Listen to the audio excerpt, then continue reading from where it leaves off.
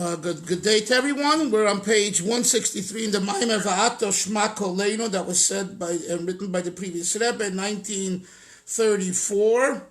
This is the 8th class on the Maamar, and we're about 10 lines down, the last word on the line, V'chein hugam. But before that, just to recap briefly this paragraph, the Rebbe is still on the same idea that there's a difference between having knowledge and that knowledge becoming who you are.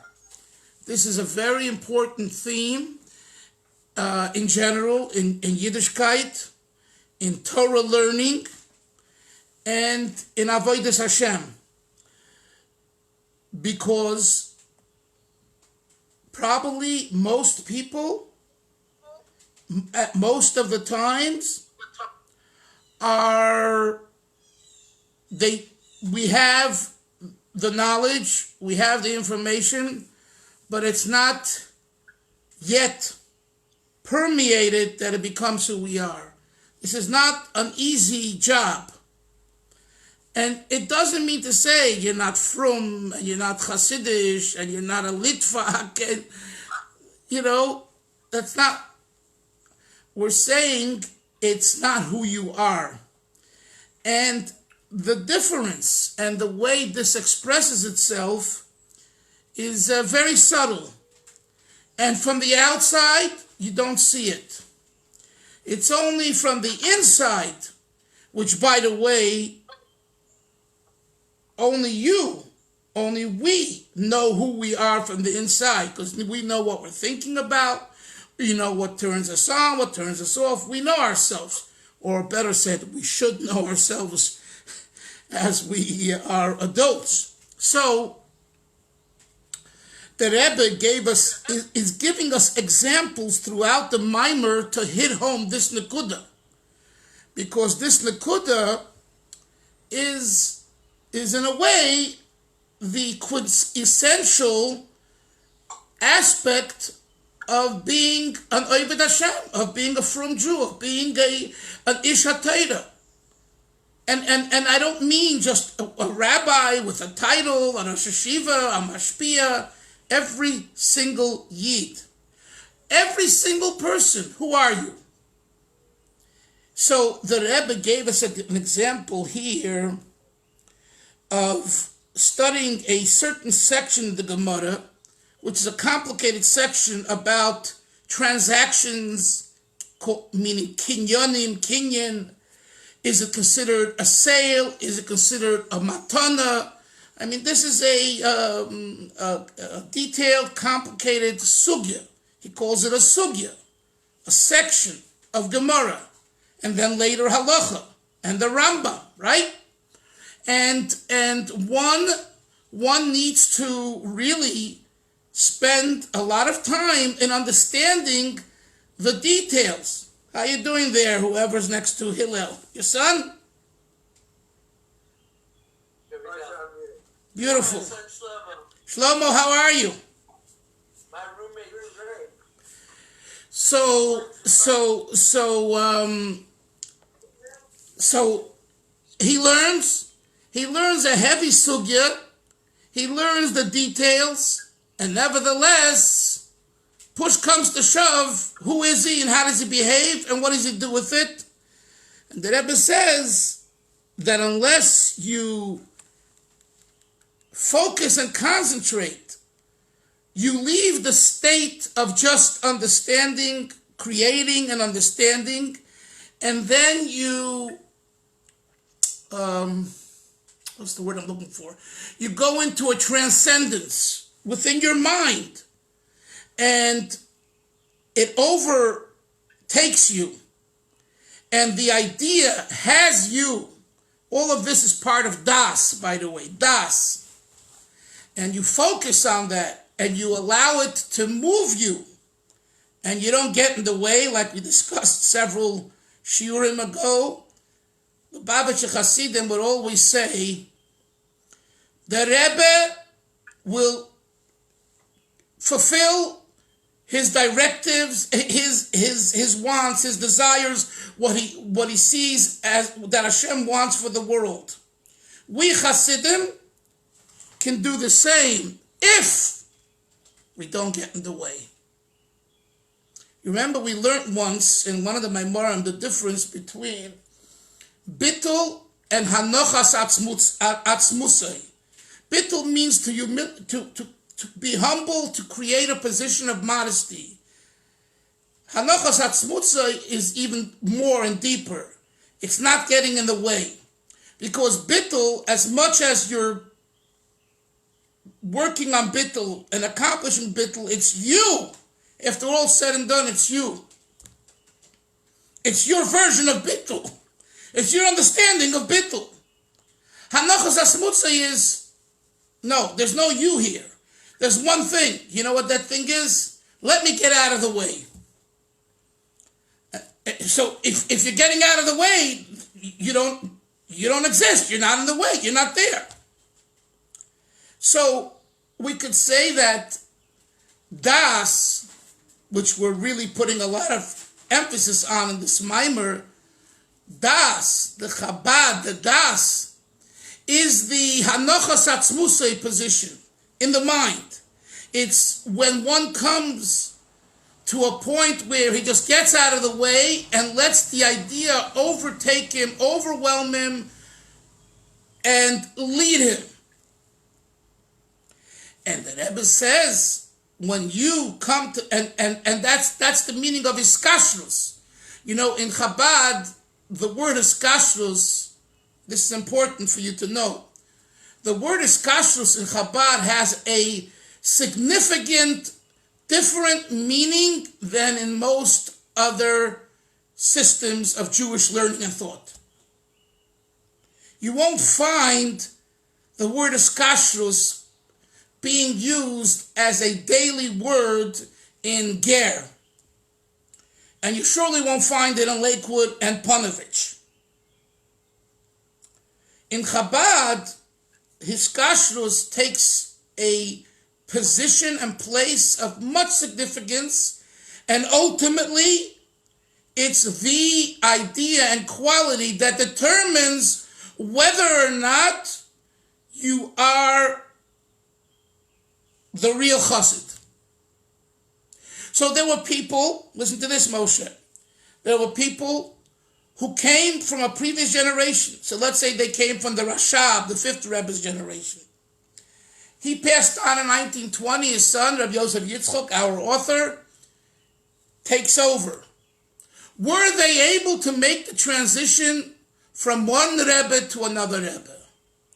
And this was the sticking point as to whether they were really mikushar to the new Rebbe, or they were a fan of the Rebbe, they appreciated the Rebbe, they even did what the Rebbe said, but their soul wasn't bound to him, rather to his father.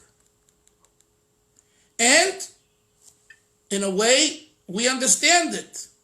It's like someone once told me, who just passed on in Crown Heights, Rabbi Gorari was a Talmud Chacham, and l'schus nishmasai. He told me about an elder chassid from the Rashab who lived into the previous Rebbe's life, and he lived into our Rebbe's life.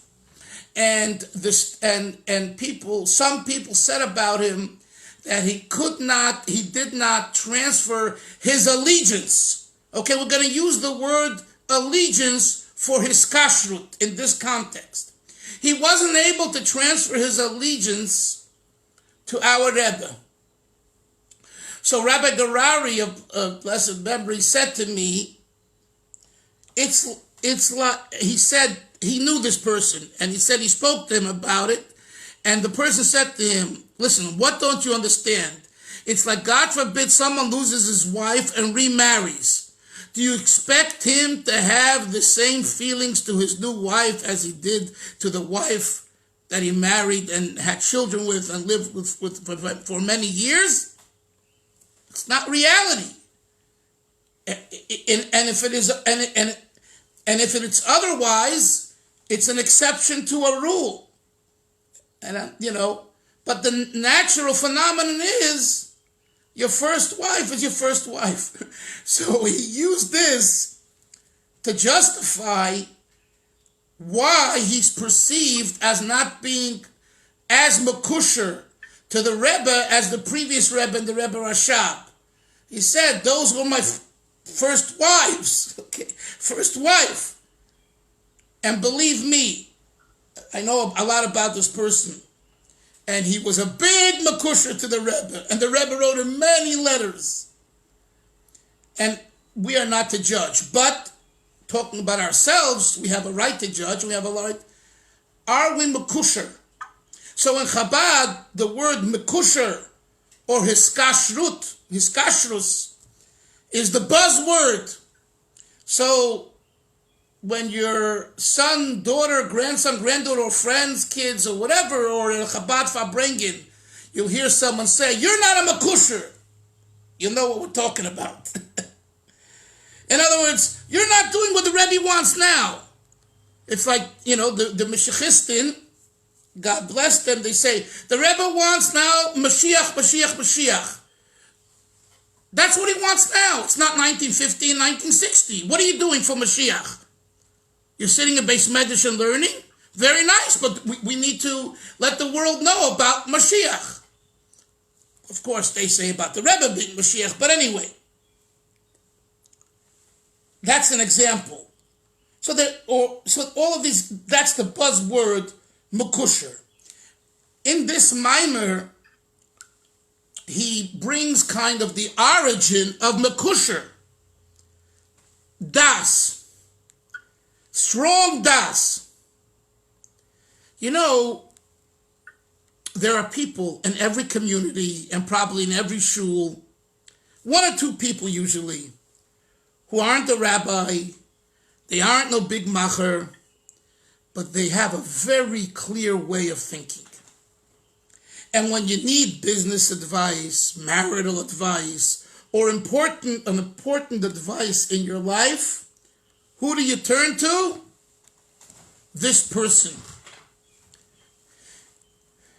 Because the person doesn't have an agenda and he's thoughtful. In Hebrew, we have the word pikach, pikeach, right? A shrewd fellow. Not someone who responds and advises based on how he or she feels. There were Yidden, there were Jews who, they would give advice even if it was contrary to what they personally believed for themselves. But they felt, for you, this is the best advice. So whether it fits my agenda, it's irrelevant. And that's someone who you should take advice from. Not someone that has, where should I send my kids to study? In a Lubavitcher school, not a Lubavitcher school. Well, some people, if you're going to ask a Chabadnik, usually you're going to get an answer, of course, to a Chabad school. Then there's a person that's able to assess the whole situation. The family, where do you live, where are you coming from? And most importantly, what's your son and daughter all about? And give an answer based on that. The Rebbe was the same way. I have a mechutin who is a very fine person, and he has an older brother who is a Magid Shir in Mir today, and a very respected individual. When he was in 8th grade in yeshiva, in Far Rockaway, not a Chabad yeshiva, he went in the summer to Camp Gan Yisro. That's the Lubavitcher network of camps, CGI. And he got turned on to Lubavitch. His sisters already, some had been going to Beis Rivka in Crown Heights, because the uncle would drive there, and anyway, it worked out for the girls to go. So after the summer, he wrote to the Rebbe. I'm going back to the 1980s probably. Actually, maybe late 70s, whatever. He wrote to the Rebbe, I'd like to go to a Lubavitcher school. What does the Rebbe say? The Rebbe answered him, ask your Hanhola, ask your staff and administration, ask your teachers, your Rebbe, your principal. Now, we know when you're going to ask the administrators and staff of a Litvish yeshiva, they're not sending you to a Chabad yeshiva.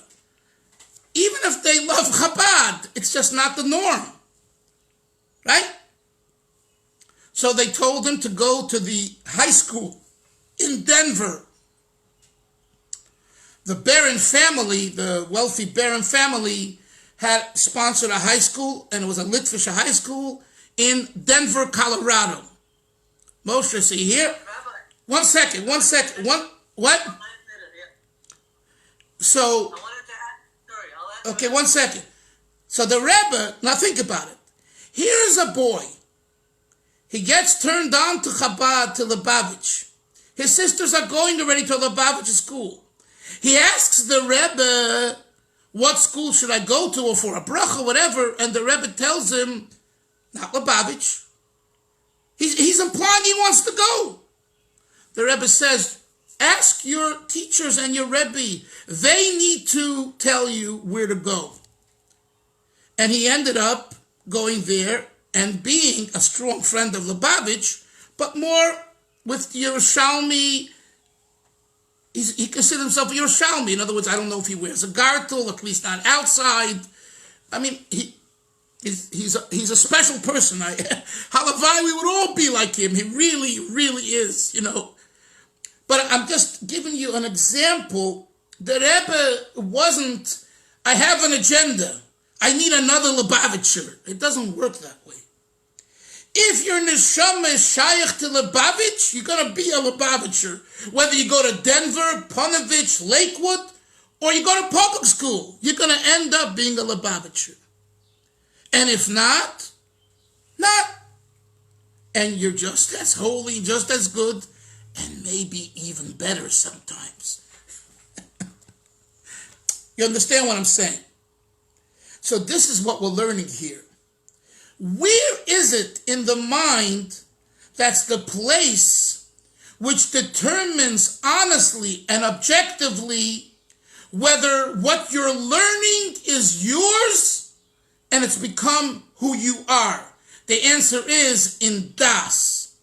Das is unadulterated. Das doesn't have agendas. Das is pure and reliable. Yes, Yoni. So Rabbi, I'll add a little bit to this because Shalom Ber, my wife's uncle Shalom Ber, his brother Nachman has a son named Yosef Levin. Yosef Levin, my wife's first cousin, he's from LA, and he married Baron's daughter. Now, Baron's daughter is not Chabad. They're not Chabad at all. No. But, not at all. But Yosef is like hardcore Chabad. He was so hardcore, he was literally like in charge of the not the mashgiach, but one of the jobs in LA where his grandfather was, where the photographer was, that yeshiva over there.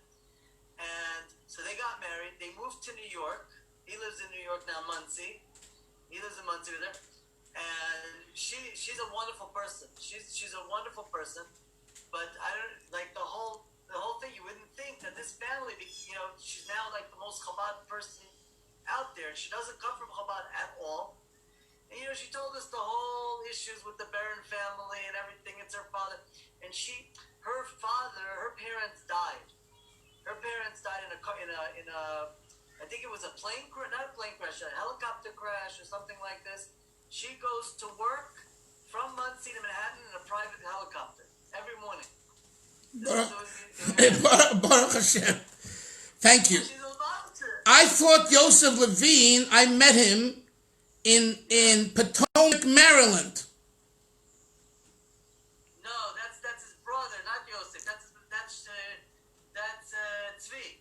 Tzvi. That's his brother, He's also a geschmack guy. I had a Fabrengen and he was there and he was a good guy, into it.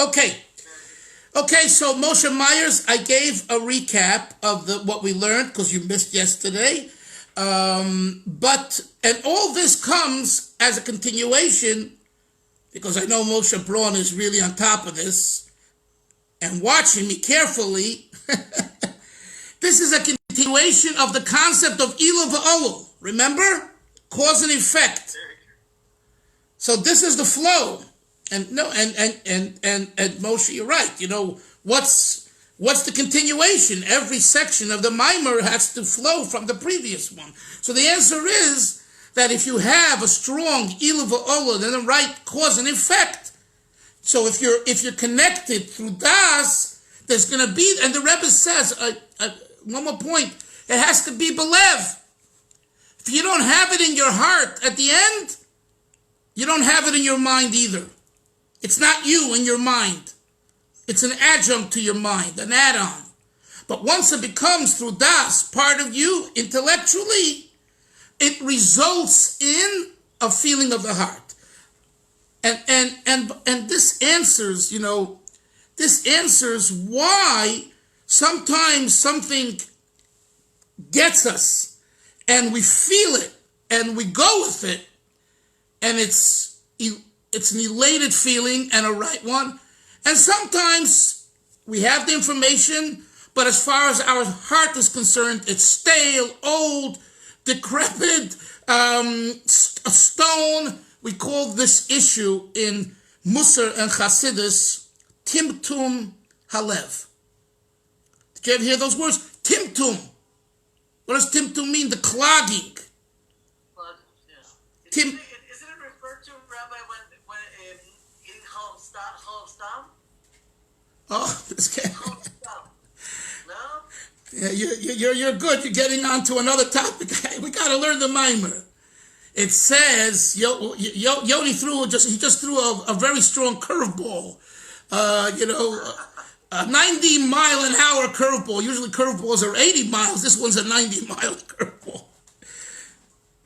There's a story with Reb Nachum of Chernobyl, okay? Not the Alter Rebbe.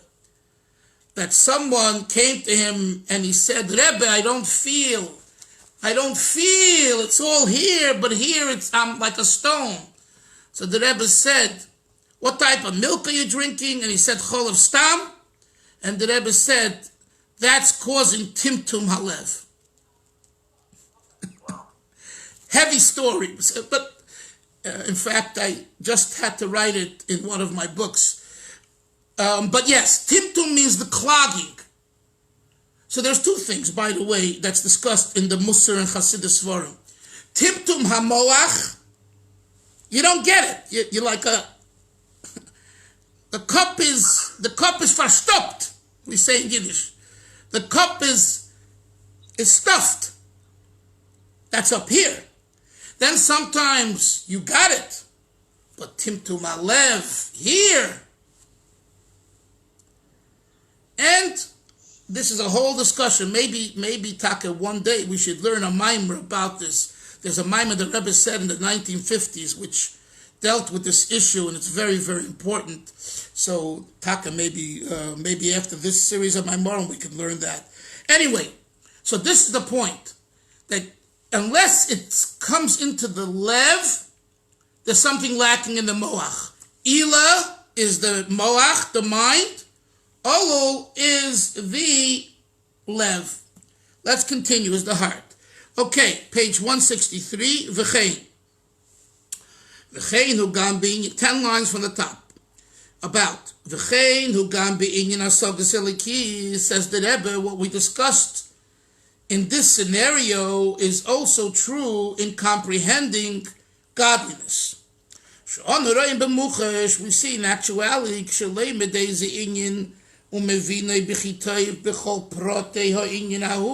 when you study some topic and you understand it and it's very well with all its details, and you explain it to yourself, and you talk about it in a very beautiful, good way. And you're impacted, you're nispoil to yourself because of this, the sweetness of this idea. Nevertheless, it's still just intellectual. And the issue itself is not relevant to you. That it should arouse some type of arousal in your heart. And although you have tremendous energy and vitality and excitement about this idea, in Yiddish, we did learn this yesterday, okay. Is in them zu kocht bis Pilus Rav. Remember the word zu kocht. And you're all cooked, you're all passionate with a great emotionalism. The Rebbe says it's only hisrakshut, hergesh halev. Ve'ein ze adayim pu'ulas halev. It doesn't impact your heart. Buhuledes eze mida matima la'maskilahu, to give birth to a certain emotion that corresponds to that idea that you're excited about.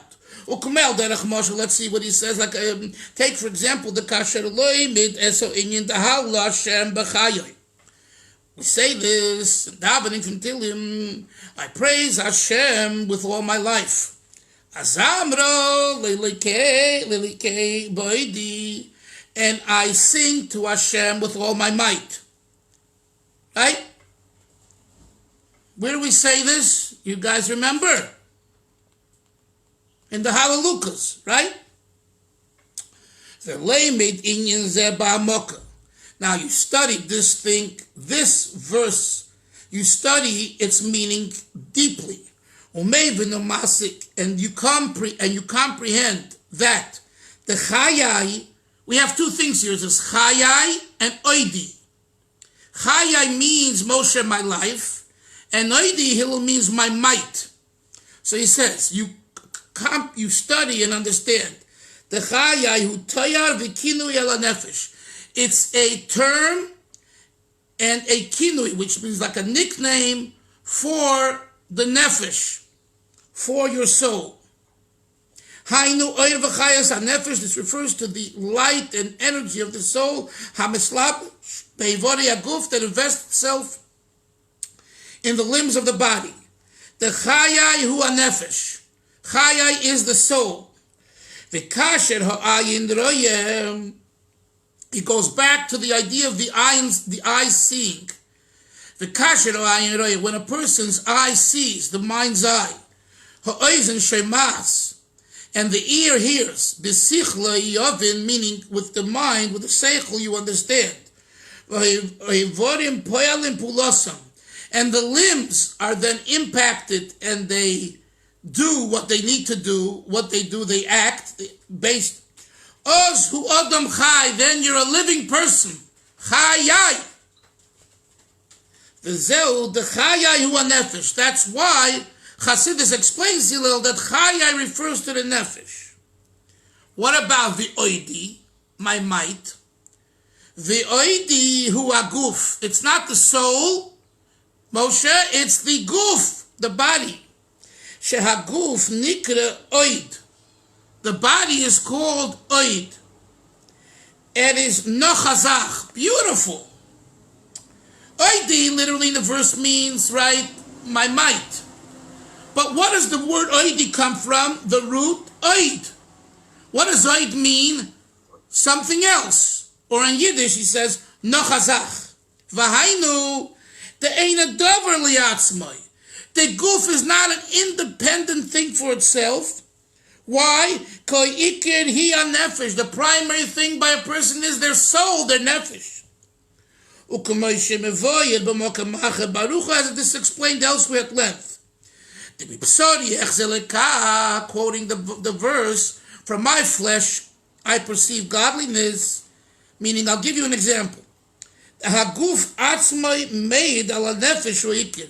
The body itself gives testimony that the soul is the primary aspect of the human being.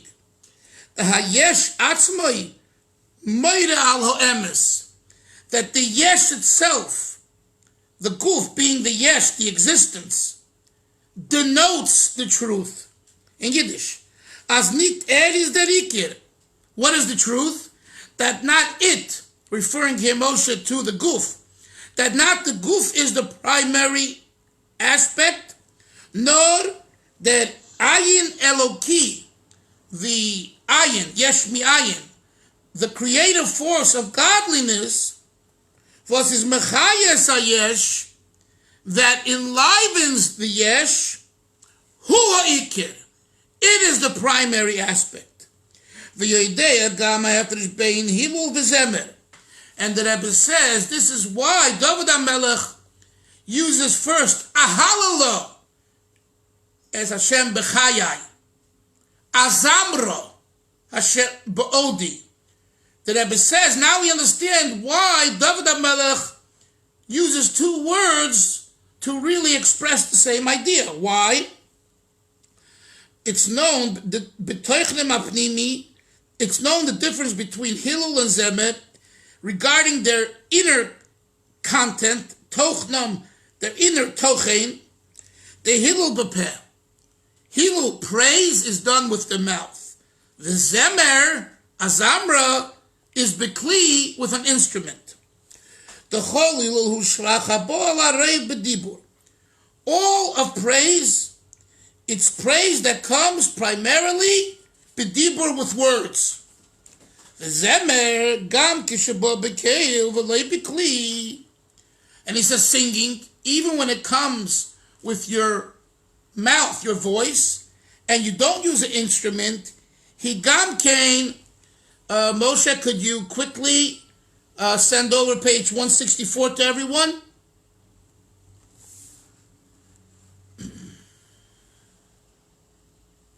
Just did it now. Thank you very much. B'derech shir. So in other words, the Rebbe says that even zemer, which implies usually using an instrument, he says even if you don't use an instrument, the fact is it's shir, it's singing. It's not speaking, you're great and you're special. I sing a song, and the song demonstrates through the musical aspect of the song a specialty. The b'chol oifin hine hahilel hu mu'ula yoser b'mailas Yisrael hanefesh mik'moy shehu b'zimra. Nevertheless, whether zimra is using an instrument or just using your mouth to sing, nevertheless, ahalala, hilul, is greater from the vantage point of the soul's elation, hisromamut hanefesh, the soul's elation, mikimoishu bezimra, as it is in the state of song. Why?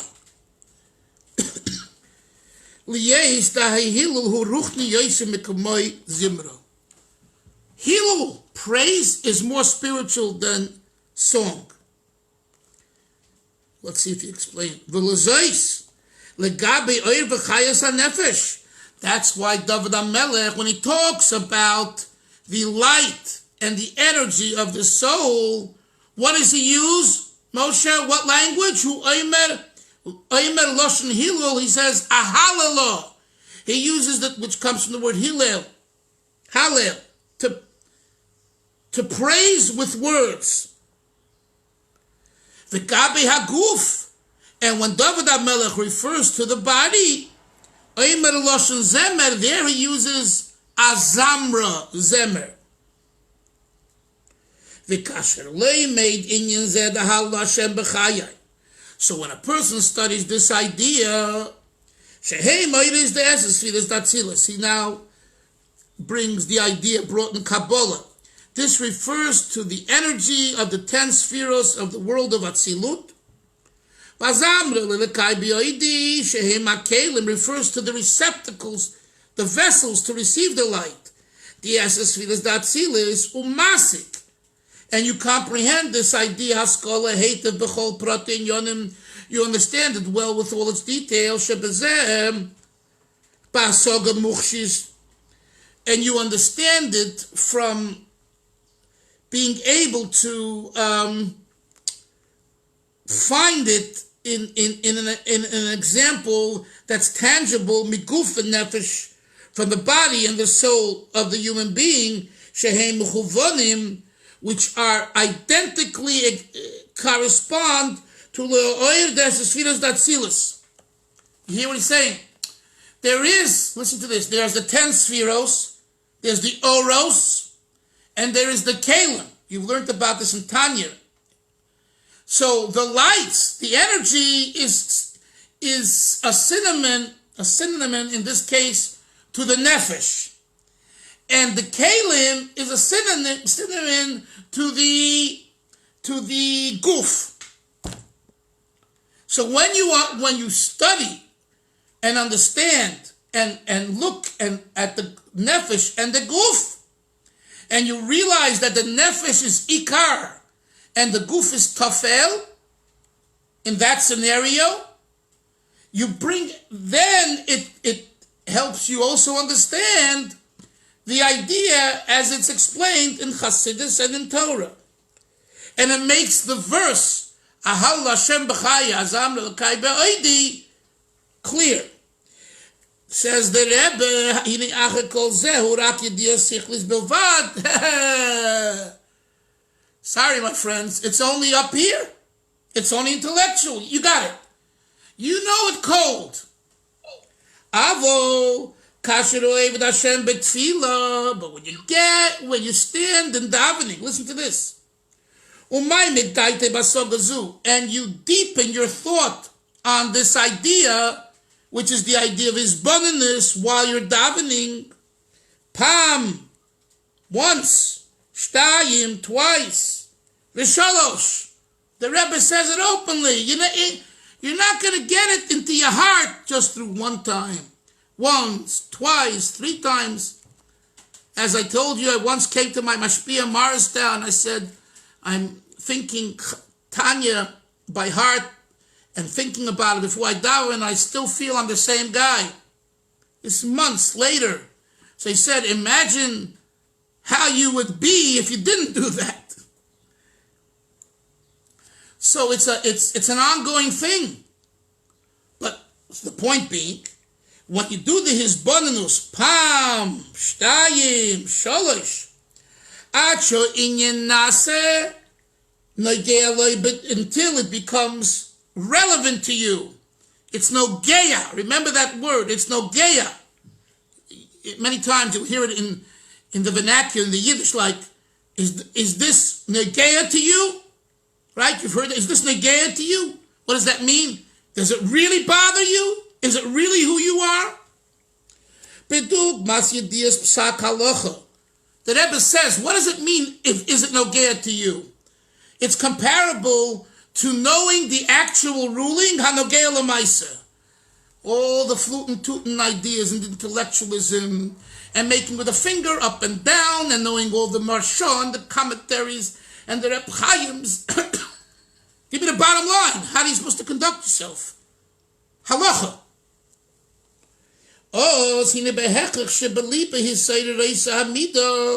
When you come to that point, you're forced into feeling a midah that comes as an obligation from that idea that you perceived. This only goes back to his original point, which is every ila, every cause, mechayeves. It obligates on olul. The chol olul, and vice versa. In every effect, hu bi'erech ilosai. What type of effect is it? It's be'erech. It's the amount of the ila of the olul depends on how much ila you put into the olul. That's how much the olul has. So the olul is reflective of how much of an ila was involved. So what that the Rebbe says, that's why the Olul comes automatically. So if you had a strong Ila, a cause, you're going to have a strong effect. If you had a weak, a Shvacha Ila, you're having a weak Olul. The Kachu Amida Ila V'Olul, this is the nature of Ila V'Olul. Shehem Ishtalshul Mizeh Mizeh, they come one from the other. As we explained earlier, the whole concept of Ishtalshulus, B'Seider Mesudar, in an organized way, the Elyon V'Tachten, upper and lower. V'Heim B'Pchilas Kedah V'Eira Zeh L'Zeh, and they're one close to the other. Remember, I told you this is a continuum of 3 Maimarim. So Sunday, Mitzvah Shem, will start a new Maamar, which continues what we said earlier. It reminds me, I just end with a story. I know someone actually lives on my block, and he, in 1975, big Talmud Chacham, he was newly married, and he was going to Eretz Yisrael. His grandfather was close to the Rebbe. His grandfather was a Pesach, and he wrote Gittin, a big Talmud Chacham. His name was Rabbi Krieger, and so he told his grandson, you know, I would like you to get a bracha from the Rebbe for your trip to Eretz Yisrael and you're learning, you should be matzliach. So the grandson said, fine. He told me this himself. So he went into the Rebbe, he had Chasidus, and the Rebbe said, so which kollel are you going to learn in? So he said, I'm learning in Brisk, Yerushalayim. Now, I told you the other day, you know, actually I said this to the group on Sunday, the Ner Yisrael Bacharim who asked me to speak about Chabad and the yeshiva world, which I did for an hour and a half. So I told them this, and I saw on the screen, on the Zoom, their face smiling when I said it. And that is that, you know, if you can get into Brisk, if you're a bacher, you're going to get the best shidduch, or at least that's what they think. If you have on your resume Brisk, it beats Panovich, and it beats Mir. You know, Mir compared to Brisk is like small change, okay?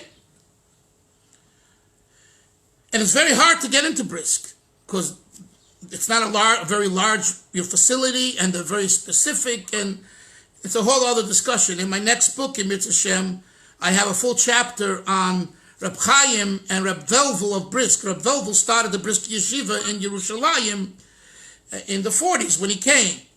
So I have a big discussion there, and I touch upon some of this in between the lines.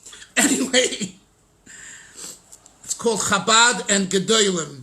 I'm actually finishing sending it to my designer in Mitzvah Shem tonight. Anyway, so thank you. So he tells the Rebbe that he's going to learn in Brisk. Now, you know, he thought the Rebbe would say, wow, gewaldig. He wasn't a Lubavitcher. The Rebbe wasn't going to tell him to learn in Lubavitch, but he's going to learn in Brisk. So the Rebbe looked at him and he said, that's you know, wonderful, beautiful, great, whatever, you know. But the main point, the Rebbe asked him a question, and he said, Halacha matia ita. Halacha, what will be with halacha? In Brisk, they learn zvachim and kachim. They, you know, even in the kollel, they don't learn halacha. They learn the analysis of the Brisker in the hardest sections of Jewish study, which is kachim. So the Rebbe knows that. So the Rebbe said, what's going to be with halacha? He told me this. And shortly thereafter, and I documented this, I found it, the Rebbe spoke about the importance of learning halacha in addition to Gemara at the Farbrengen in New York. And I think he wrote about it also in the letters. So it seems to me it was a general, I mean, we know that the Rebbe made this issue of halacha to be a mainstay, in a way, over the Gemara and Pilpul and all of that. That's a fascinating insight, and the mind is all turned on. But bottom line, halacha. And he told me that this is, and he had, and he saw that the Rebbe, there was no argument here. It's just like the Rebbe was telling him, you're going to Brisk, that's Gavaldik, but don't forget, you got to make a seder in learning halacha. So here we just learned, I was reminded of the story because we just learned here that he gives us an example, and then he says, if it doesn't come down in halacha, that's the equivalent of it not being in the heart. Right? Yoni. Mind, I understand. Halacha. And we have to remember this as Yidden and as Torah Yidden. The most important thing is to bring it down into halacha. Now, of course, there is a Yiddish way of doing halacha, and there is, there's a Yiddish word, a farkfetchte way of doing halacha. You know what farkfetcht means? It's like, God's standing over me, and if I don't do this, he's going to whip me. Okay, I do it. But that's another time, another Farbrengen. Guys, have a great Shabbos. Today is the yard site of a good friend, Rabbi David Brinel Vasholem, who was he became a Chabad rabbi in the North Miami area in Florida. And I wrote a book about him called The Rebbe's Emissary, Rabbi Brin. He was such a special Jew. If you haven't read the book and have to get you the book, you should definitely read it. Because what I interviewed like 50 people, and what I heard about him, and I knew him from yeshiva, but I didn't know this whole side of his. And at his funeral, he passed away Nebuch at 40. He had a certain medical condition. There were 1,000 people, but it's not the amount of people who came to his funeral. It was the different types. There were young kids on scooters, and there were older ones on bikes. Hippies with ponytails. Litvisher Rabbanim, Chabad rabbis, Litvaks, Chasidim. 1,000 people. Because he was such a person, he touched everyone. He was a genderless. I knew this guy, So today is his yard site. David Ben, I don't remember his father's name. She have a Neshama Ali. And it's also my grandson's Shloima Nadich, who lives in Tel Aviv. His 3rd birthday is Upsheden today. But the Upsheden will be in Mitzvah in Lag Bomer. If Eretz Yisrael will lift the ban, maybe we'll get there physically. If not, it's the way Hashem wants it to be. But today is the actual birthday. So may Shloima Nadich grow to be a Chassid, a Yerushalayim, and a Lamdan, and help bring the Geula Shloima now. Have a great day, everyone. Sei gesund. Take care. Great Shabbos. Yes? Thank you. No, I was going to say, did you hear about this Rabbi who's in New York, Chasidus Rabbi? Is it the Rakizner or encouraging people to make Aliyah? Yeah, I saw that and read it. I believe I know him, and I'll tell you another time the story with he and I. Okay, Zagizut. Okay. Take care. Bye bye. I want to hear your feedback on that. Okay, thank you. Good Shabbos.